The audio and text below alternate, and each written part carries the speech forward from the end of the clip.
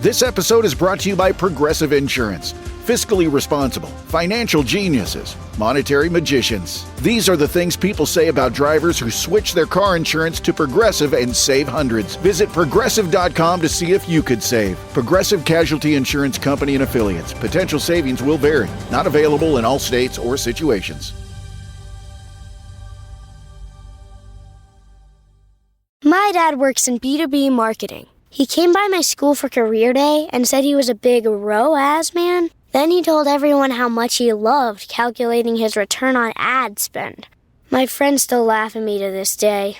Not everyone gets B2B, but with LinkedIn, you'll be able to reach people who do. Get a $100 credit on your next ad campaign. Go to linkedin.com/results to claim your credit. That's linkedin.com/results. Terms and conditions apply. LinkedIn, the place to be, to be. Welcome to Orioles on the Verge. This is Zach Spedden, joined as always by Bob Phelan and Nick Stevens. And tonight we welcome back friend of the show, Connor Newcombe, the host of Locked On Orioles, to discuss the current state of the Orioles in this roller coaster of emotions that has been the month of September. But first, Orioles on the Verge is brought to you by BetOnline. BetOnline is the world's most trusted betting platform and your number one source for everything football. BetOnline has every stat, every matchup, and even live odds and spreads to bet on during the games. Think you know your stuff? Get in on our $200,000 mega contest and pick 5 games against the spread every week for your chance at weekly prizes and a share of $200K. When the game's over, head on over to our online casino and get in on a game of blackjack or poker, or unblind with one of our over 150 slots games. Head to the website today to get in on the action. Bet online, the game starts here. And as we like to do at the top of every episode, we want to welcome some new members of our Patreon community. And with that, I'll turn it over to Bob, who has 2 new members to shout out tonight. Yeah, it's always appreciated to have people come up, sign up to Patreon and support us, but especially this time of year in the last month of the season before the playoffs. It's a grind. We're all feeling it, so definitely appreciate the support. Evan Jones, who signed up for a year up front at the AAA level. Awesome. Greatly appreciated. And RW signed up as a AA member, which don't know what RW stands for, but can only imagine it's Ryan Watson down in San Francisco wanting to keep up with his old gang. So appreciate it, guys. With that, now I'll introduce tonight's guest. He is a frequent guest of ours and the host of Locked On Orioles, part of the Locked On Podcast Network. He is Connor Newcombe. Connor, good to have you back on. Yeah, it is fantastic to be back. You mentioned we're going to talk about the current state of the Orioles. Could we potentially, I know this is not my show, could we potentially talk about like the June state of the Orioles? I feel like the comment section would be much nicer to all of us. Maybe the May state of the Orioles, maybe the mid-2023 state of the Orioles. People are not having a good time out there, so let's try to give them a good time on this episode. So 2025. Yeah, it's interesting right now. A little rough times ever since, I don't know, I guess it was July after that tough June schedule. We survived that, but it might have killed us for the rest of the regular season. Hopefully the fresh start, we can regroup. Well, the Orioles right now, unfortunately, as much as I would love to go back in time, these are the Orioles as we see them right now.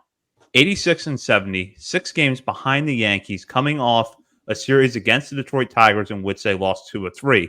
Granted, Detroit is one of the hottest teams in baseball right now, and those games were close, but they were frustrating because they were kind of a reminder of what this team could do last year, coming from behind to win games, and they seem incapable of doing this year, dropping a 6-4 contest in extra innings on Saturday, and then losing a 1-run affair by 4-3 in Sunday's finale. And Saturday especially, first and second, no one or 2 runners on, no outs, bottom of the 9th, winning run 90 feet away, can't get the run across. That was the kind of thing that seemingly never happened in 2023. And now it just kind of manifests as a moment where you can capture the frustrations of the 2024 Orioles in 1 inning. So, Connor, with that, how are you holding up? With that, how's it going? The YouTube comment section at Locked On Orioles is a nightmare currently. So that's a tough place. I definitely haven't been on Twitter in about 3 months. I can only imagine what's going on over there. For me, it's weird. There are people fully on the side of the Orioles are not making the playoffs. I will stake my claim that the Orioles are making the playoffs. They have a 99.9% chance via Fangraphs. The magic number is 2. You essentially have to win 1 game for the rest of the year. If you just beat the Twins 1 time, you're going to be in the playoffs. So if you told a team, hey, you need to go 1-5 in your next 6 games to clinch the playoffs, it's a pretty good spot to be in. And weirdly enough, through all this terrible stuff, they have restarted their not being swept streak. Despite the terrible baseball they have played at times, they actually have not been swept since the All-Star break. So that at least makes me feel good enough that, hey, it probably won't happen this week and they'll get into the playoffs. Saturday was so interesting because Thursday with the Santander walk-off felt like this could spark them. And they played their best game in a while on Friday. I mean, they hit 5 homers for the first time all year, which I couldn't believe. And yeah, getting healthy is the other big thing too. You could see Coulombe and Webb were back. Westberg and Arias on the precipice. They come back Sunday. You're like, this could kickstart them. They get the walk-off. They get a great burn start. They hit all the home runs. They look like the early season Orioles on Friday. And then Saturday in the 9th inning, they look like last year's Orioles. I was trying to go back and find when was the last time 4 consecutive Orioles reached base in the 9th inning. Like it may have been May or April. And that's what the O's did to start that 9th. And they just couldn't get that one final hit. And all of a sudden it's back to, they're not playing unwatchable baseball, but it's back to just can't get the big swing. And they lose 2 games in a row and you kind of feel like you're right back to where you were. So I think John Mioli's piece in the Banner on Monday was really good about how this team is now different with Westberg and Arias in there. The lineup is nearly as long as it was early in the year. So I want to see a little more sample size with that. What we'll get 7 games of that before we get to the postseason, but I feel a little better offensively. The pitching is not what it was a couple of weeks ago. Albert Suarez has really hit a rut here. He's starting to, all his home run luck has left him. I don't know. I feel better than I feel like the average online Orioles fan, but then again, that's not real life. And there were 40,000 people in the stadium on Sunday, and probably most of them don't feel like the people that are in my YouTube comments right now, but that's kind of my world. So I feel like I'm being more glass half full than the average person, but I would just like to get the playoffs clinched because then I feel like the O's can just reset themselves and focus on next Tuesday, Wednesday, and Thursday. And I think that would be good for Orioles fans as well. Yeah, I'm not going to lie. After Friday, like you said, come back from behind on Thursday, just put our awesome complete game on Friday. I'm like, we're back. We're all the way back, getting healthy. Arias and Westberg right around the corner. Then to lose that heartbreaker on Saturday, and then Sunday 0 for 8 runners in scoring position, another close competitive game. It feels like we're getting closer and closer for a team that's lost 5 consecutive series so far going into the last week of the season. I feel pretty confident that with the fresh start in the playoffs, you got Westberg and Arias back this weekend. Mountcastle hopefully can do enough to earn his way onto the wild card roster. You feel like the offense will be in the best place it's been in quite a while. Pitching's been solid. So anything can happen in the playoffs. I don't know if any team is like, we're the favorites to win it all. Nothing could stop us. I don't know if there's a team out there like that. So get in, get healthy, and get hot. I think that was your motto, Connor, and I have to agree with it. I'm still sitting in the same spot. Yeah, it's kind of like, I don't know. I know a couple weeks ago we were talking about this team, and it's like, oh, Danny Coulombe and Jacob Webb will be back. That will help solidify the pitching, and now they're back. And then you see Ramon Arias and Jordan Westberg both had like home runs in their rehab outings before they came back up, so that was good to see. And now it does, like you guys mentioned, with the lineup being longer, and it feels like more like early season Orioles lineup again, and they could spark something like we talked about last week with Kerstad coming back, and then Westberg and Arias. It's like just throw everything at a wall and see what sticks, and hopefully someone's going to spark something. Although part of me, and the YouTube commenter part of me, is like, if Santander, that walk-off hit, that walk-off home run, and in that game Friday, if that can't spark this team, I don't know what can. But I do feel pretty optimistic in that I don't have any more expectations. Like, I feel like that's just been the best way to go. Like, I know I pulled it up here. Let's pull it up here. The playoff bracket, MLB.com. Like, as of right now, playoff bracket has Orioles versus Royals. Winner gets the Yankees. I don't care what the bracket looks like. At this point, I don't care if it's Royals, Yankees, the Orioles have to go through. Just get into the playoffs and see what happens. Last year, everybody talked about this to death. Texas winning this thing, the Texas-Arizona World Series last year. Just get in, anything can happen. That's where I'm truly at this point. I don't know if you guys are hoping for a certain bracket to shake out, or is it just the same, like just get in this thing and let's roll, hopefully win. Yeah, I don't care who we play. I mean, I'd obviously not like to get bounced by the Royals again after 2014, but screw it. Let's get in there, give it our best shot. It can't be worse than last year's, 3 and out. So I guess it could, but hopefully it's not. If you had asked me that for this past weekend, I would have said I would have wanted to avoid Kansas City, because it felt like if there is a weakness of Royals that any team can exploit, it's the Orioles' inability to control the run game, and Kansas City feels very well suited to exploit that. And it's especially critical when the offense isn't going right now. So those 1 or 2 games that they get, or those 1 or 2 runs that they get on a guy taking an extra base or stealing a base, are going to matter a lot more. Now, though, Detroit scares me. The way that they've played over the last month, their pitching staff looks really good. I think right now I would rather face Kansas City than Detroit, but ask me again in 3 days because my answer might be entirely different.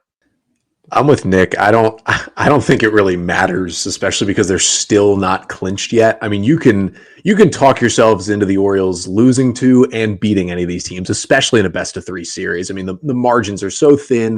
This is still a good, talented baseball team on both sides in any of those series. You look at the Royals, you could say, oh, they could, run all over. Bobby Witt could get on. They could steal bases. They could do all the stuff that happened in 2014. The Orioles won both of those series against the Royals, but that was very early in the year before the Royals really got going. The Royals were pesky, like really, really pesky in those 2 series. And I said it afterwards. I didn't think the Royals were going to be where they are right now. I thought they'd be, a 75 to 80 win team. And I was just like, I'm happy the O's don't have to see this team again. Well, now they might have to, but they've also lost 7 in a row. And you want to talk about the Orioles not being able to hit. The Royals can't hit at all right now. They lost Vinny Pasquantino, and Bobby Witt has stopped hitting 500, which is probably part of this, but they can't hit at all. You look at the Twins. I mean, that team's a disaster right now. I have no idea what's going on in Minnesota. They've got the best amount of talent of all these teams, and Vivek is a good point here. I mean, you're facing the Tigers or Twins. You have seen them recently. I mean, hell, you could play the Twins for 3 games, get a day off, and play them for 3 more. That's certainly a possibility, especially if it doesn't go well in Minnesota. The Tigers, Jim Palmer talks about it a lot. These 2 teams are going to have a lot of data on each other from very recently. You could talk yourself into the Tigers like, hey, they feel like the Orioles the last 2 years. They don't know what's right, don't know what's wrong. They're just putting it out there. And then you could get into the postseason, have all these guys who have never played in the playoffs, and they could just kind of crumble like Baltimore did last year. That's certainly a possibility. So you can talk yourself into beating any of these teams, even the teams that are going to get buys. The Guardians, who knows what their starting rotation is going to be. I mean, that's one of the rotations that's in a worse spot than the Orioles are in right now, rotation-wise. So, yeah, their bullpen's nasty, but you get an early lead on them, and you kind of neutralize that bullpen. And, yeah, the Yankees are the Yankees, but the Orioles are 6-4 against the Yankees this year. So you can talk yourself into anything. I'm just get into the playoffs. Maybe it's even better that it's a 2 out of 3 in the first round, because the O's are already lined up to have Eflin Burns go in games 1 and 2. They don't even have to mix things around, which I think gives them a nice advantage, because say they play the Tigers, if the Tigers have to fight till the final day to get in, they're going to throw Skubal on Sunday. And that would be very helpful. Even though we didn't see Skubal and we still lost both series, you'd rather avoid the AL Cy Young Award winner. So that could help the Orioles. If, say, the Royals have to get in on the last day, they'll have to throw Reagans on Sunday, which could knock him out of a wild card series. Like, all of these things could work in the Orioles' favor, which could certainly be helpful, because, again, they're going to line up Eflin and Burns, and I don't think any of the other wild card teams have the ability to just line up whoever they want in those 3 games. I almost feel like it would be an advantage to the Orioles, almost, even like you just saw those pitchers. If you're avoiding Skubal, again, you just saw those guys. Like, you don't have to go back and look at old film. You just experienced it a week ago, less than a week ago. So I don't know. It's going to be a fun final 6 days here of the regular season. Orioles fans keep pointing to the Rangers as, I think, a reason for optimism, because this time last year, it was kind of a relief that the Orioles got to face the Rangers because they were so bad at the end of the regular season. They cost themselves a division in the final weekend. But then we know what happened. The Rangers not only rolled all over the Orioles, they rolled all over everyone en route to the World Series. Let's say that the Orioles actually can do that. Let's say that they can get hot at the right time. Everything falls into place, and a team that was elite for half the season suddenly becomes elite again. What has to happen, though, for that? Is it matchup? Is it players getting back healthy? Is it players who've been struggling finding it? Is it a mixture of all those things? What do you think are the big factors? I'd say it's mostly a mix. Get these guys back. Westberg and Arias are back. Hopefully they can get loosened up, reacclimated to the speed of the major league game quick enough to. Arias should be able to. He wasn't out that long, but Westberg, you want him to get comfortable back in the majors, and get hot. Gunnar is like the only guy that's been consistent. Santander as well, but it'd be nice to have Adley shake off the second half. Maybe a fresh start will do him good. Maybe they could, if they clinch early in the week, maybe they can give him a couple extra days off later in the week. Yeah, I just think it's a mix of all those things, and yeah, that's it.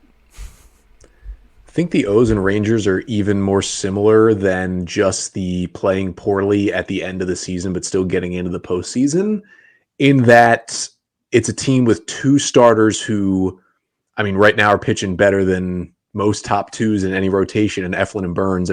They've both got 1-something ERAs, I think, in the month of September. And then it's just a big shrug emoji afterwards in the rotation. That was the Rangers last year. Montgomery was ascending into another body in the postseason, and Eovaldi was usual postseason Eovaldi. And after that, it was just what combination of Cody Bradford and Dane Dunning and Andrew Haney and 3 relievers can we throw out there to get outs? That could be the Orioles. Maybe you get something from Grayson, but he's certainly not going to be a starting pitcher in the postseason, I think, at this point, at least early on. So if some combo of Suarez and Kramer and Rodriguez and maybe even Cade Povich can gather outs behind Eflin and Burns, and then it's a offense just kind of lying in the weeds, waiting to strike. You had such a talented offense in Texas last year that went completely cold late in the season and just turned it on. And Garcia and Semien and really Seager just started to hit and hit and hit in the postseason. And they got big contributions from Robbie Grossman and Mitch Garver, but the Orioles have players like that too. And Gunnar and Adley and O'Hearn and maybe getting Westberg back and maybe getting Mountcastle back can just, it's not like we haven't seen it. That's the same thing with the Rangers. You saw that offense early in the season. We saw that home run heavy offense from the Orioles early in the season. You just need that to click. I think the number one thing clicking is the Orioles starting to hit the long ball again, because fine, they're not going to hit with runners in scoring position, whatever. Might change, might not. There's some luck involved there. They can start hitting the ball out of the ballpark. Teams that out-homered the opponent were like 25-2 in the postseason or something last year, or at one point last year. Like, home runs play in the postseason. There's no team better suited to hit home runs maybe than the Yankees than the Orioles are. So get back to that, find a way to hit the ball out of the ballpark. And they've got a team that's built pretty similar, honestly, to what the Rangers had last year. So you can at least see it. I feel like the end of that discussion there is like a powder keg the last few weeks on Orioles fans online about how this team was built and they're attacking things.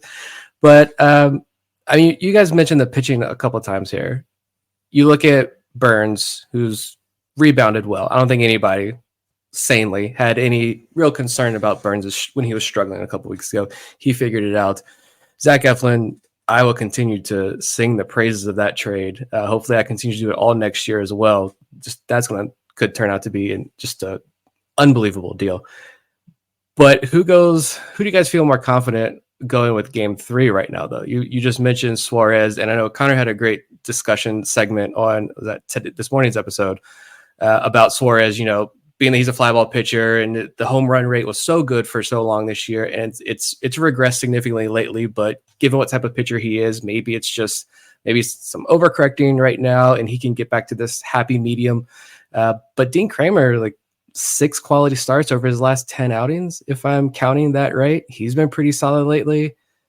Is it Burns, Eflin, Suarez, or Burns, Eflin, Kramer in the playoffs, or is anyone bold enough to want to throw Kate Povich in there for game 3. Shopify is the global commerce platform that helps you sell at every stage of your business. Shopify is there to help you grow. Shopify helps you sell everywhere, from their all-in-one e-commerce platform to their in-person POS system. Shopify's got you covered. Shopify helps you turn browsers into buyers with the internet's best converting checkout, 36% better on average compared to other leading commerce platforms, and sell more with less effort thanks to Shopify Magic, your AI-powered all-star. What I love about Shopify is how no matter how big you want to grow, Shopify gives you everything you need to take control and take your business to the next level. Shopify powers 10% of all e-commerce in the U.S., and Shopify is the global force behind Allbirds, Rothy's, and Brooklinen, and millions of other entrepreneurs of every size across 175 countries. Plus, Shopify's award-winning help is there to support your success every step of the way. Because businesses that grow with Shopify. Sign up for a $1 per month trial period at shopify.com/Westwood1, all lowercase. Go to shopify.com/Westwood1 now to grow your business, no matter what stage you're in. Shopify.com/Westwood1.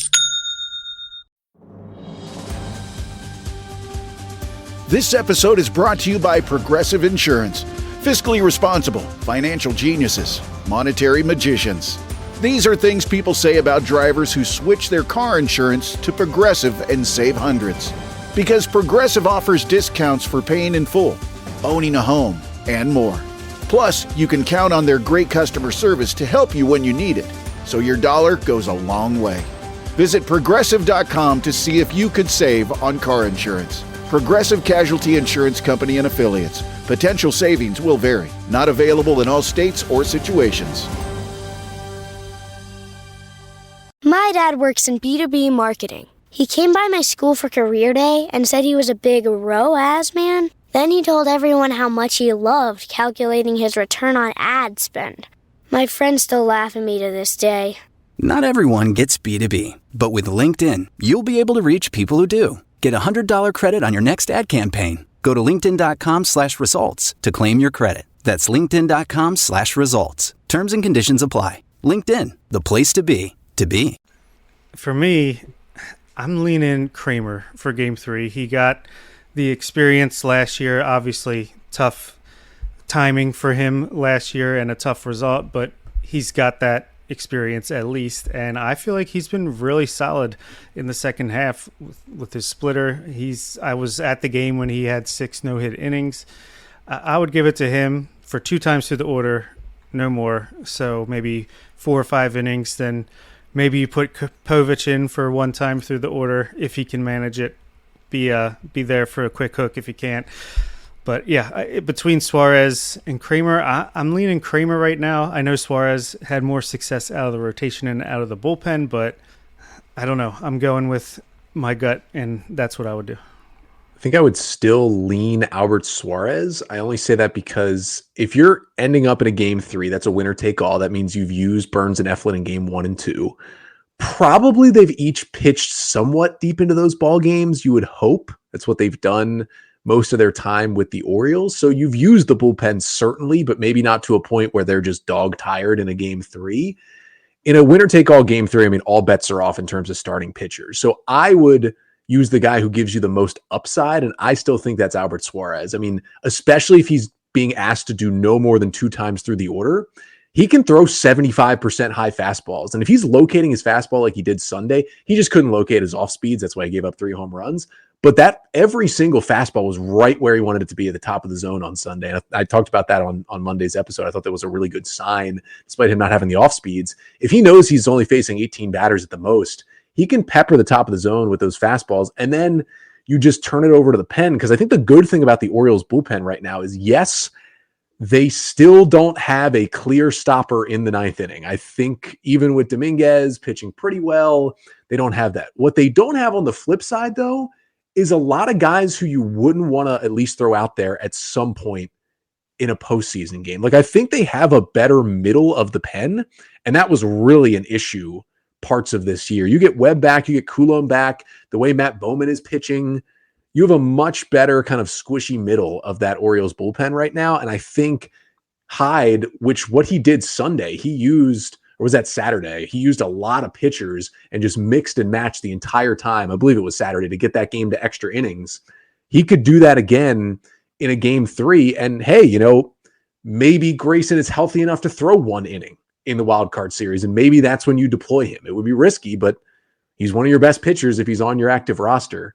So those are all options. I just think if you're going for game 3, winner take all bets are off, starter has the quickest hook in the world, I'm going with Suarez just because also Kramer, I think, is much more likely than Albert Suarez to just give up a 3 spot in the second inning or something. He gets hit so much harder than Suarez does.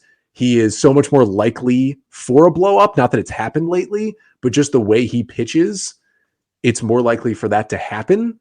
He, despite Suarez's struggles lately, gives up more home runs, gives up a lot harder contact. That would just scare me a little bit with Kramer in a winner take all. Now, if you're flipping it, you're saying Dean Kramer game 3 of the ALDS when you're up 2-0. I think I maybe take Kramer over Suarez. But when it's like, get me as many outs as you can and get out of there, I'd take probably the higher upside, which is Albert Suarez right now. And it might just depend on the matchup, like what the organization thinks, whose stuff plays better against what lineup and stuff like that. Yeah, I agree with Bob because, my mind goes to, I agree with Connor that the upside with Suarez is greater. But Suarez just faced the Tigers. So if you do face Detroit in the wild card round, you're going to, good or bad, you're going to look at that outing that Suarez had against the Tigers, and that's going to be part of your decision. So you could look at it and say he just faced them about 2 weeks ago, less than 2 weeks ago, actually, gave up 3 home runs in 5 innings. Or he struck out 6 and walked just 1. If this time around he keeps the ball in the ballpark, he's going to be successful. And you can make an argument for or against Suarez on that basis. So I do think the matchup would have to play into it because if they play Kansas City, that's not a team that necessarily hits a lot of home runs.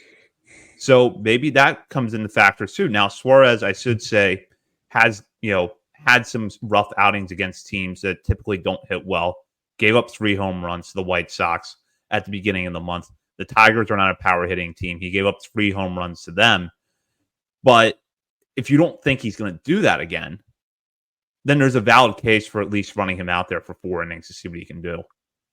I want to talk about Grayson Rodriguez for a minute because I know that we're hoping that we see him back on the mound before the season ends. But do any of you feel like maybe at this point, unless you're confident you can get quality innings from him in the playoffs, that it's time to turn the page and focus on 2025, knowing what he means to this organization long term? Personally, I don't know. I feel like he would have been shut down if they didn't think he could help them at some point. And let's just say, hey, he won't be available unless we make the ALCS. I'm totally fine with building up towards that because if we get there, then that's a huge piece to add that late in the game. So I'm all about just him staying ready, trying to get back.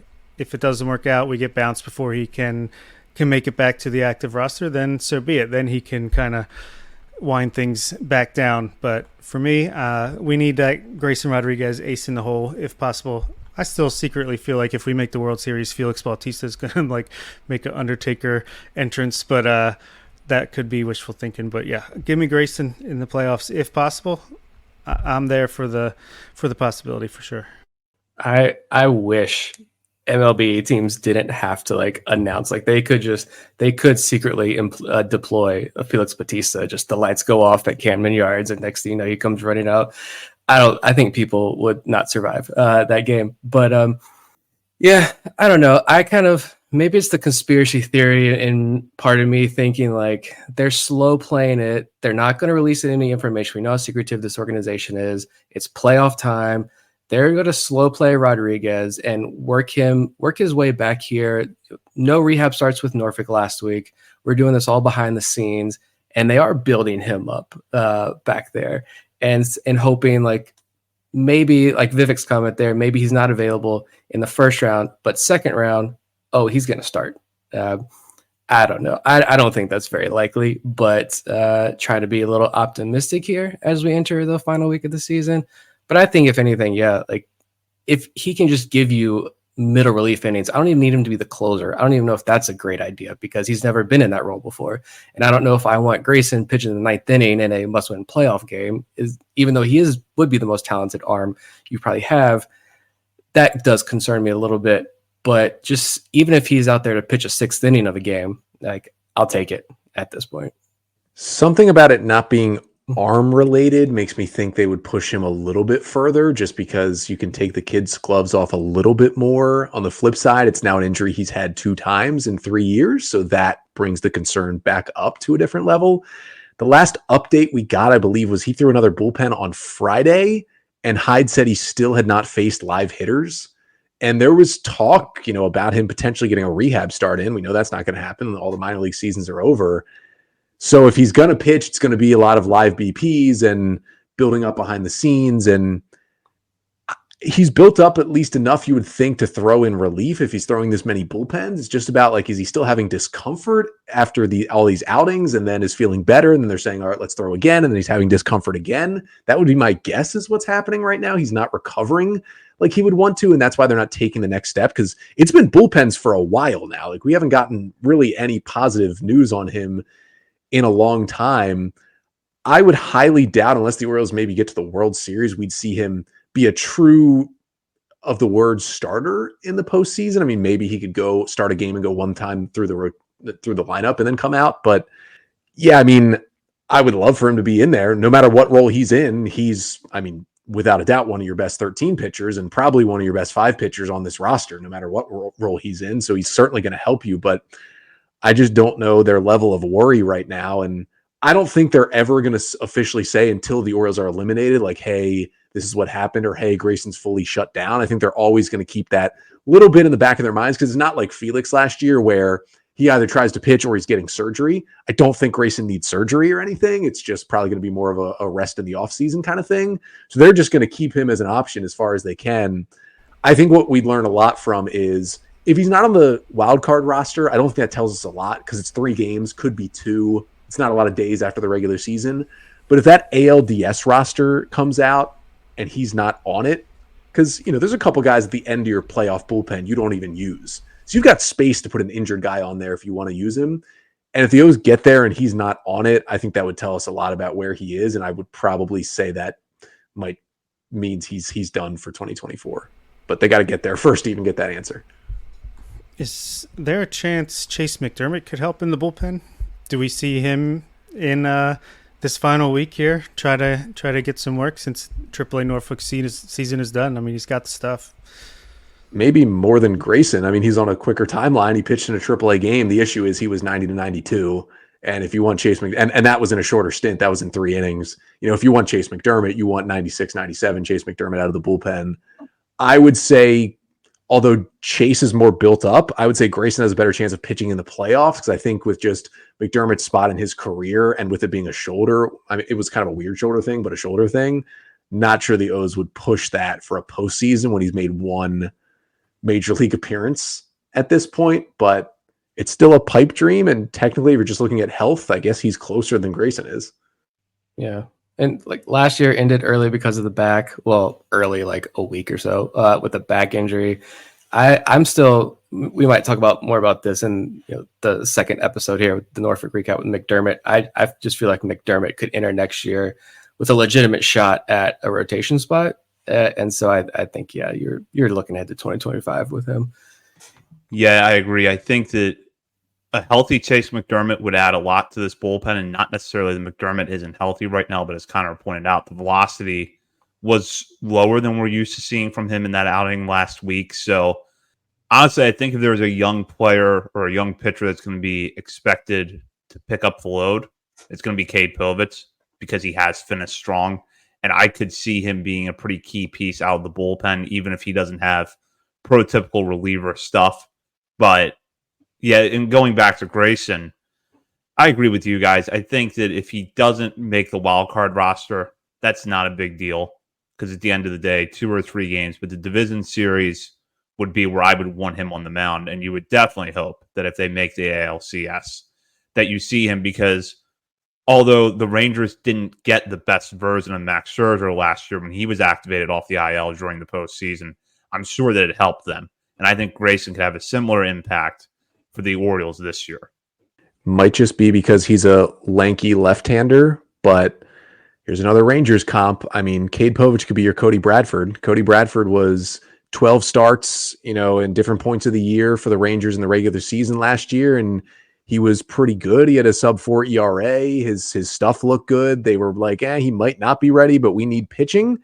And he was never part of the rotation, but he pitched twice in the World Series. He made 5 appearances in the playoffs, and he gave up 1 run in 7 2/3 innings. They kind of deployed him at perfect times. Remember, I can't remember if it was game 1 or 2, but he was like the perfect bridge guy for the Rangers against the Orioles in that DS last year. And he carved up Baltimore. I can't remember if it was 1 or 2, but he went 3 2/3 scoreless innings out of the bullpen, his first ever playoff outing, just because he gave the O's a completely different look in that game. Maybe Povich could do something like that. Little sneak peek. I did my first playoff roster projection for tomorrow's episode, and I did leave Povich off, but that was for the wild card roster because I just think there's only so much you can do in 3 games. But I do think if it got to a DS, he might sneak on there as one of those final arms. Trevor Rogers to the rescue.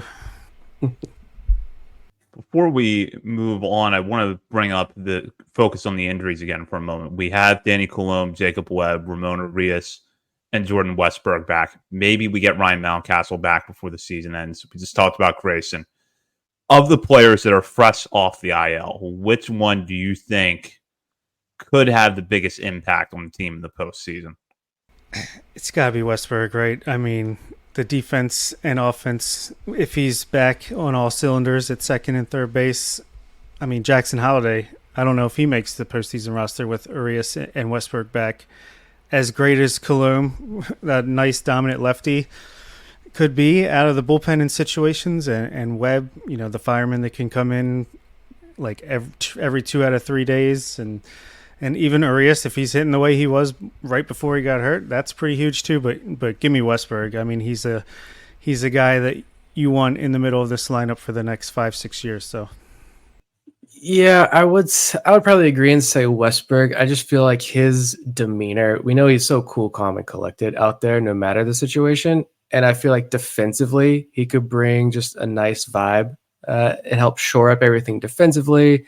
Maybe help the pitchers feel more relaxed out there, knowing Westburg's got their back.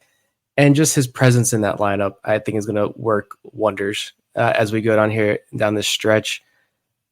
I've been like iffy on Kjerstad, and you guys know, like, when we look ahead and talk about Santander and his future and everything, I'm not completely sold on Heston Kjerstad, but I mean, he had 3 hits the other day against Detroit.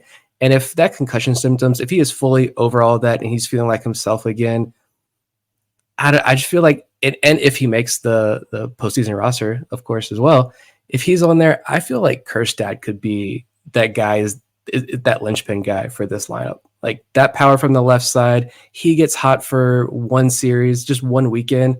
He could completely change his series with his bat.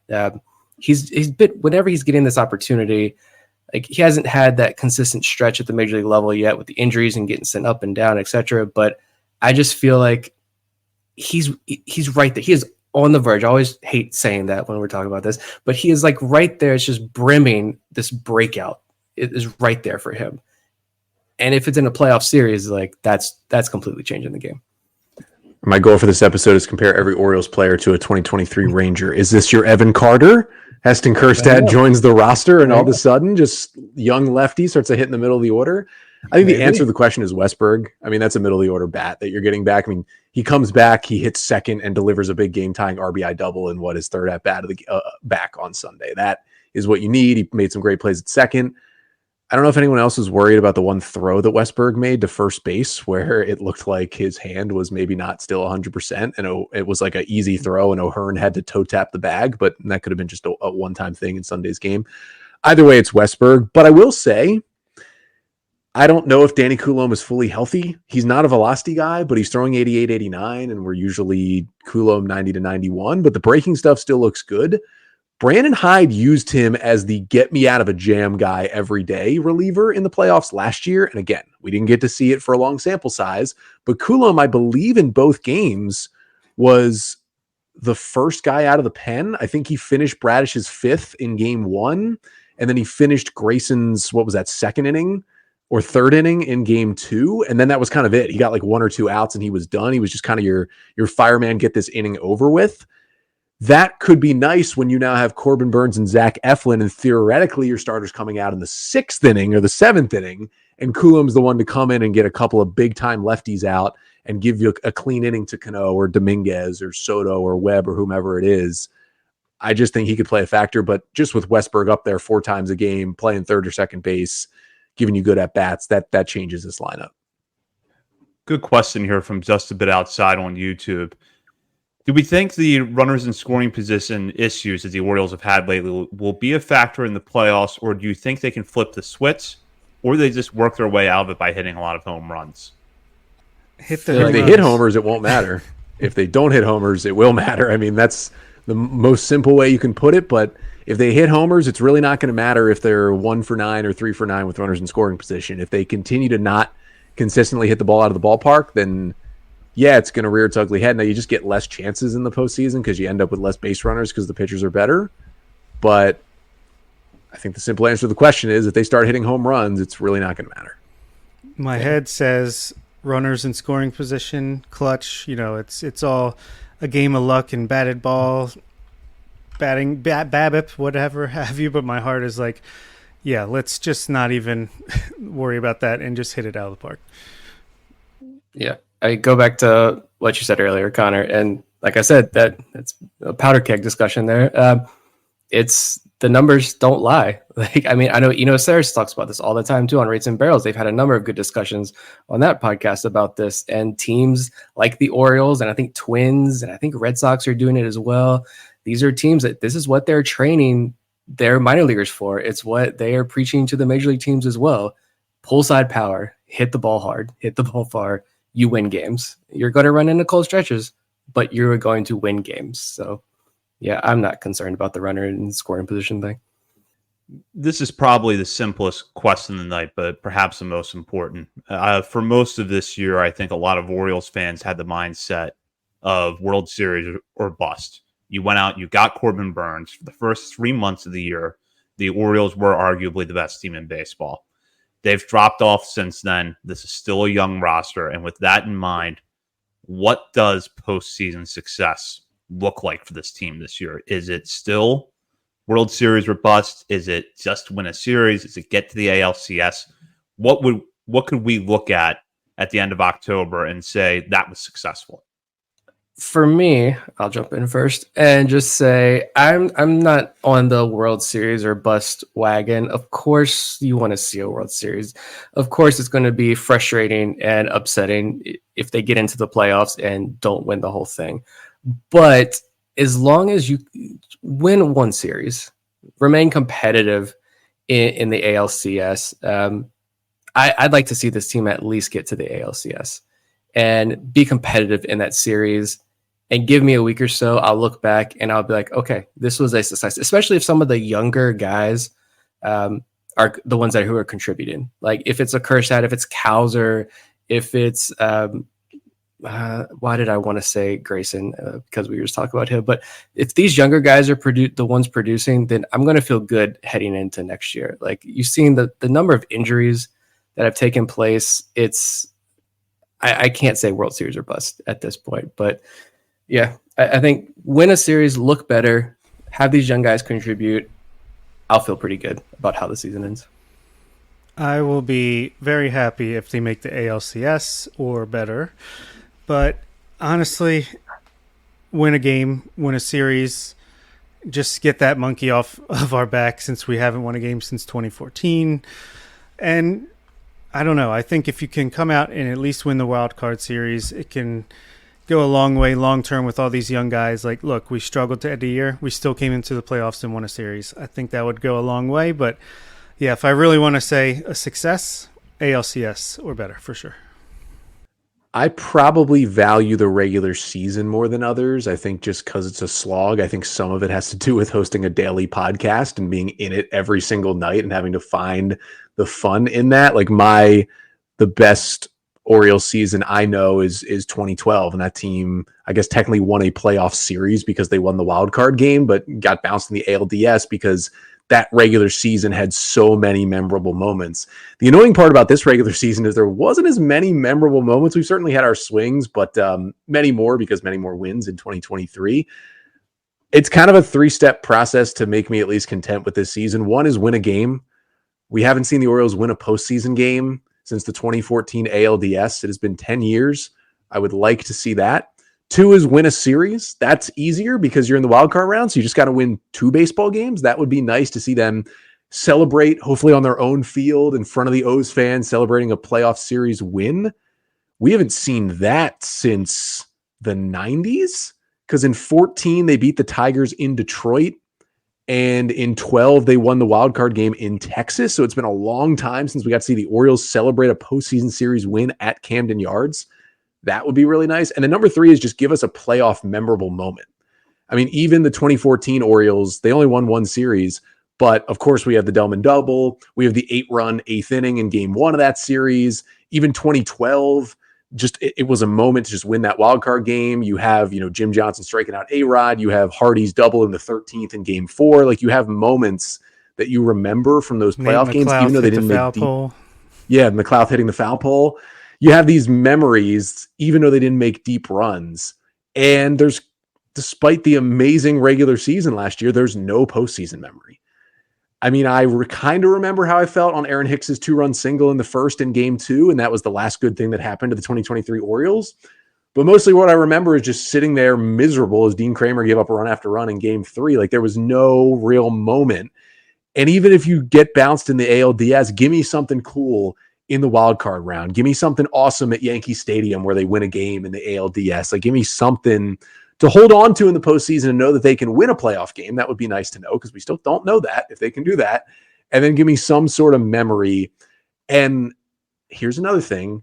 Delman Young, while that was an awesome moment, is not person-wise someone who I want to base the entire Orioles' best moment in a long, long time around. I would really, really like for there to be a better postseason moment so we can stop turning Delman Young into a hero, because if you'd like to look it up, you can. He's not a real good person off the field.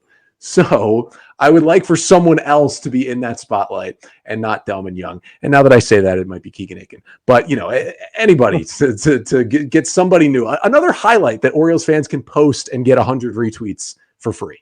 That's what I would like to see. This episode is brought to you by Progressive Insurance. Fiscally responsible, financial geniuses, monetary magicians. These are things people say about drivers who switch their car insurance to Progressive and save hundreds. Because Progressive offers discounts for paying in full, owning a home, and more.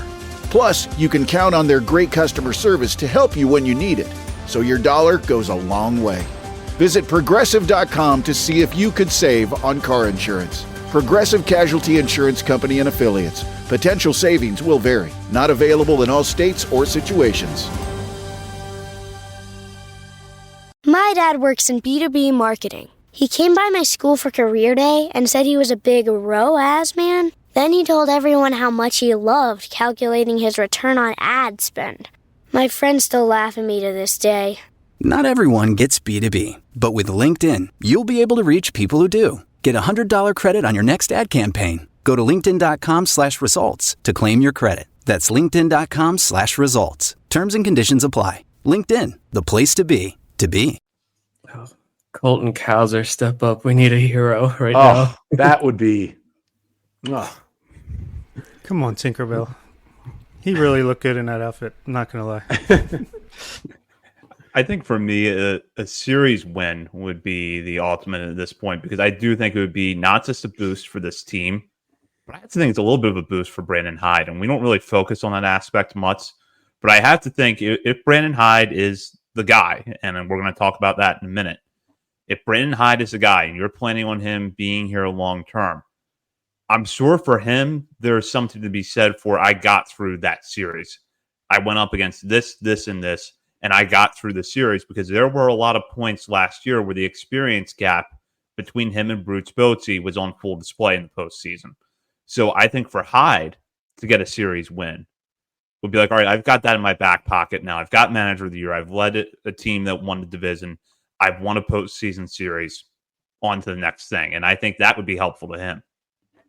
And with that now, I think we'll wrap up here, which is that everyone, even though this regular season is not even over yet, and we don't know what the playoffs are going to bring, everyone is asking what's next. And there's a lot of hitting coach, or a lot of attention, I think, unfairly being paid on the hitting staff at the major league level, and questions about their job security that I don't think tell the whole story of the work that they've done here.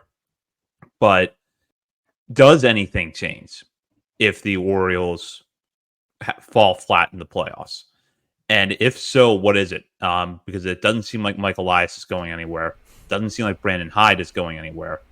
So what is going to change? If it's not personnel, is it something philosophical? Is it just we have deep-pocketed ownership now, so we're going to spend our way out of this issue? What do you think it's going to be? I mean, go ahead, Nick. I was just saying money.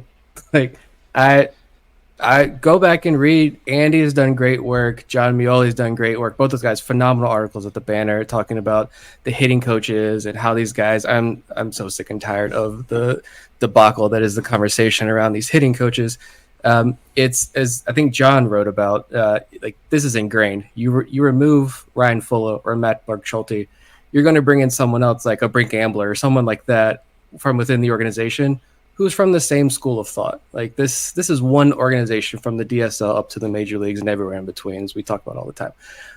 But yeah, I think the big thing is, like, this offseason, not to look ahead too much, but we get to see what this organization can do, what Mike Elias can do, wants to do. That's what I'm anxious to see with money, with actual financial backing. Like, let's see that. Yeah, I'm pretty content with this coaching staff that's in place here. Yeah, I agree. I was just going to say that it's nice to know that we have an organization that if they think something's wrong, they'll make adjustments. Like, we don't need to fire everyone and bring in a brand new, Leo Mazzone pitching coach situation. They'll make the adjustments, and I'm pretty confident in that at this point. So maybe you see a Buck Britton come in as a bench coach so that if things go south next year, then you have someone ready, willing to step in if Brandon Hyde's on the hot seat. I think everyone's back for the most part from this year to next, but then maybe next year it gets a little interesting if there's a slow start or what have you. But yeah, spend that money.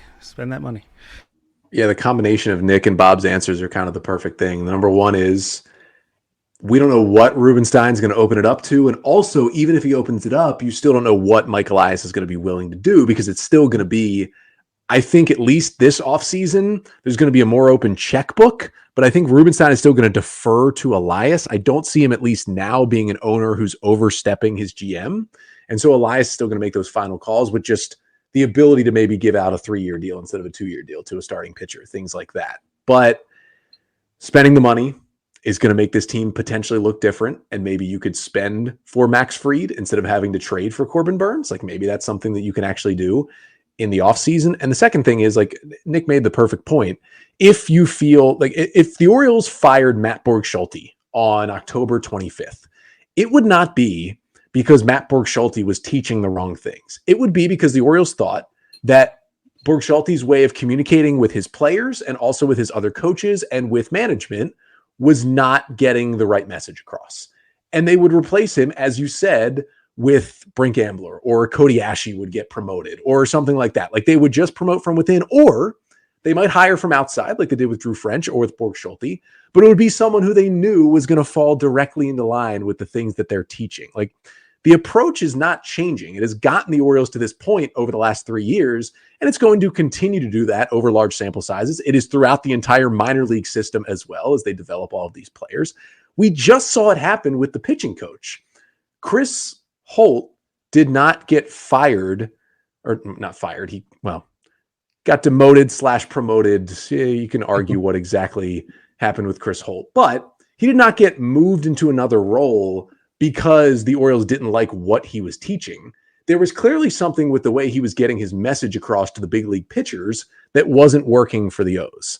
The message was going to stay the same with whoever they hired. It was just going to come from a different person and put in a different way. And it seems like these guys really take to Drew French. Yeah, he came from outside the org, but he was with the Astros with Elias and Sig for a long time. He came in preaching a lot of the same things. And Chris Holt, guess what, is still in the organization. He's just in a different role. That is what would happen. And to be quite honest, this is not going to happen. But if they really did get to the point where they were firing Brandon Hyde, and it seems like Mike Elias values the continuity with Hyde, especially because he's still the manager now, he didn't replace him when things got good, they would replace Brandon Hyde not with Terry Francona, not with Ron Washington, not with Joe Madden, not with Buck Showalter. They would replace him with someone who they felt could do the same things Brandon Hyde was doing, maybe just messaging a little better to his own team. So that's where it's not clicking, I think, for a lot of people, is that Elias isn't losing his job. And I don't think anyone's really calling for Elias's head. Rightfully so. He's rebuilt this organization. But as long as he's in charge, he's going to put people in place who are going to give off basically the same message, no matter who they are.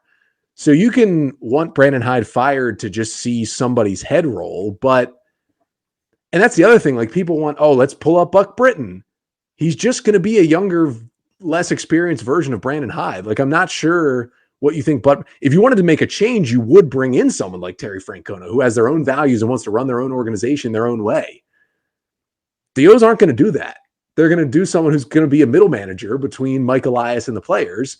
And that's something Brandon Hyde has done really, really well for the past 5 years. So that's not going to get through to most people, but most things you say that are factual don't get through to a lot of people who are really upset about these things. It's just the reality of the situation. Whether or not they would make a change would all be based on things we just can't know about. That is how these guys are communicating messages to the players and back up to the front office. Clip it. Save it. You can tell we've all been on Twitter way too much, and we're glad we are all taking a much needed break. And this is from a guy who's been off Twitter for like 4 months, and it's still... I guess I'm reading the YouTube comments. You can imagine. That can fully cleanse me. Yeah, I get it. Love it. Well said by all three of you. The only thing I think that I would add is that I do think that there needs to be a lot more conversation this offseason about the depth of this organization, because unless Kobe Mayo begins next season back in AAA, this is going to be the first year in a few years. 2025 will be the first year in a few years where you don't have someone at AAA where immediately you're trying to figure out how you're going to make room for them. And there's been a lot of points this year where the Orioles probably could have used Kyle Gibson. Adam Frazier has not had a good year in Kansas City. I don't think he would have changed anything with this team, but a better version of the 2023 Adam Frazier would have done the Orioles a lot of good this year. So I do think that there has to be more conversation about the depth of the Major League roster. And I know that's a conversation that a lot of Orioles fans, or at least a very vocal portion of the fan base, doesn't want to talk about. If it's not a splashy move, don't waste my time kind of thing.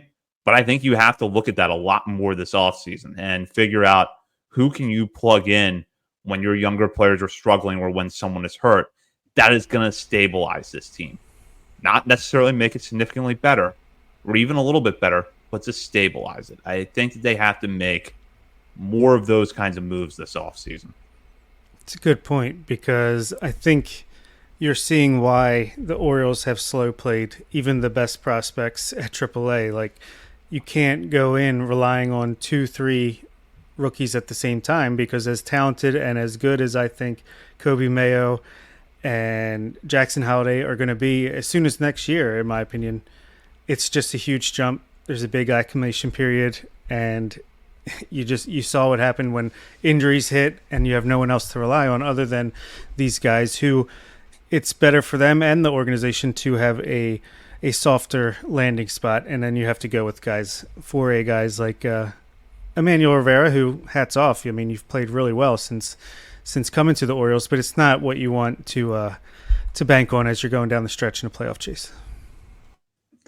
Yeah, the guys they brought in, the Slaters, the even Sotos, the Riveras, I mean, they helped this team when they needed it most.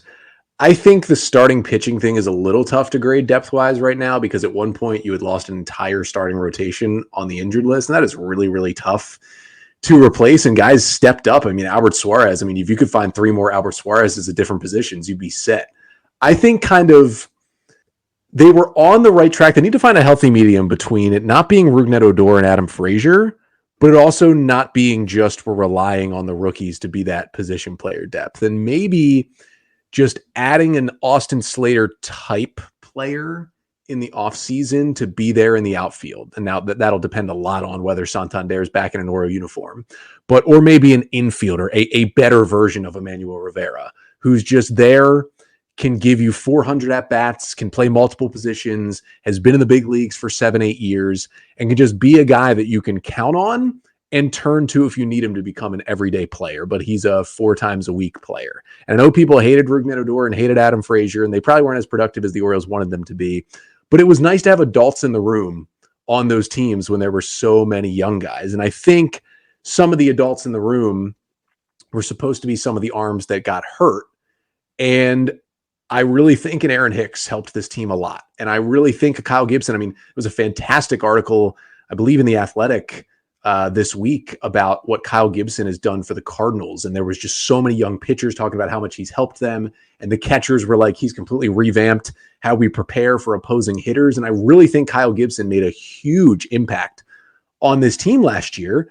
And Corbin Burns, there cannot be a bigger upgrade for going from Kyle Gibson to Corbin Burns. And I think Corbin Burns has been great for this young staff, but he's in a different part of his career. He's in I'm trying to get my bag part of his career rather than I'm at the tail end trying to pass on the knowledge and still give you 180 solid innings part of his career. So I think one of those guys is a pitcher and a hitter. I think the O's would be looking to bring those guys in anyway, but it would be really, really nice for this team to just have that guy to fall back on. And I think there's been some talk that's actually been relevant of the O's haven't really struggled like this yet with all these young guys. And there's maybe not enough adults in the room to just stabilize that right now. And some of that could be because of the injuries and guys being gone. But even your more veteran hitters are the Austin Slaters, who was on that one fluky good team with the Giants, or Eloy Jimenez, who was on one good White Sox team. And those guys came over at the deadline. Your Ryan O'Hearns, who was on some terrible Royals teams and, is just figuring it out for himself. And your other veterans have just always been Orioles. So they've only gone through the terrible years and then the winning last year. So your only adult is kind of James McCann. And even James McCann, when he was on a good Mets team, they were trying to run him out of New York. So nobody's really had that full experience to be like, guys, it's going to be okay. And I don't know. I think I value Clubhouse more than your typical guy who reads Fangraphs as much as I do. And I think that some of that could come in with a veteran type Austin Slater, but a little more experienced and better type player for the outfield, a little bit better Adam Frazier for the infield to just stabilize things, because it's good to know that you're not going to win 100 games every year. I think this year has told us that. And especially Austin Slater would know best. The 2021 Giants can tell you that things can snap in an instant after you win 100 games. So I think somebody like that, as Zach talked about, for that depth and that leadership would be kind of nice. Well said. And with that, that does it for this portion of the show. Bob, Nick, and I will be on later this week to break down the Norfolk Tides 2024 season. I will add as programming note here, October 14th, that's a Monday at 6 p.m. We will be hosting our live show at Checker Spot Brewing Company. We hope at that point the Orioles are in the playoffs. We look forward to that. Checker Spot, a great place, 1421 Ridley Street in Baltimore. And congratulations to them for winning the South Baltimore Brewery District hot dog race for the second year in a row. Way to bring the title back. And Connor, as I understand it, we can pencil you in as a guest for this. Yes, show. Pencil me. Hopefully pen soon, but you can pencil me in. Absolutely. And we will announce more guests leading up to that date. And Connor, before we go, thank you so much for joining us tonight. Really enjoyed this discussion. You mentioned your projected postseason roster episode that will probably be out by the time most people listen to this episode. But what else is coming up at Locked On Orioles as the regular season winds down? Yeah, so we'll be daily for the rest of the week, and then hopefully they can win a wild card series and play some weekend playoff games. If they do that, there'll be weekend episodes coming out right after hopefully some Saturday or Sunday ALDS games in a couple of weekends here, but daily episodes getting you ready for the postseason. Hopefully there'll be a clinching episode coming up in the next couple of days. For Tuesday's episode, not only am I projecting the postseason roster for the first time, but some absolute just sicko, this guy needs to touch grass behavior as I break down all of the clinching scenarios and why the magic number is 2 and not 1 for the Minnesota Twins and what the 3-way tiebreaker would look like and all that good stuff. I completely nerd out. Some people will tune me out after 4 minutes and some people will really be in the weeds for that one. But yeah, it's going to be a weird week because once they clinch, the games will not matter too much. So it'll kind of just be gearing up for the playoffs once they finally get that magic number down to 0. But you can check out Locked On Orioles wherever you get podcasts, wherever you get this lovely podcast, on YouTube as well. All of those fantastic places. Just don't look in the YouTube comments unless you're going to add something positive or helpful. Bob, Nick, and I will be back later this week. In the meantime, you can catch us on many social media channels, including Facebook, Instagram, Threads, X, TikTok, and YouTube. We're also over at Substack, OriolesOnTheVerge.substack.com. And while you're browsing the internet, be sure to head over to Patreon and sign up to become a member of our community. We will have exclusive coverage well into the off season over there. And if you're a paying member, you get shouted out like our 2 new members did at the beginning of this episode. For Bob, Phil, and Nick Stevens, this is Zach Spedden. You've been listening to Orioles on the Verge, presented by BetOnline and part of the Believe Podcast Network. When you need mealtime inspiration, it's worth shopping Kroger for thousands of appetizing ingredients that inspire countless mouth-watering meals. And no matter what tasty choice you make, you'll enjoy our everyday low prices. Plus, extra ways to save, like digital coupons worth over $600 each week and up to $1 off per gallon at the pump with points. So you can get big flavors and big savings. Kroger, fresh for everyone. Fuel restrictions apply. If you like the show, please take a moment to rate, review, and subscribe. It really does help the show to grow. Thank you for listening.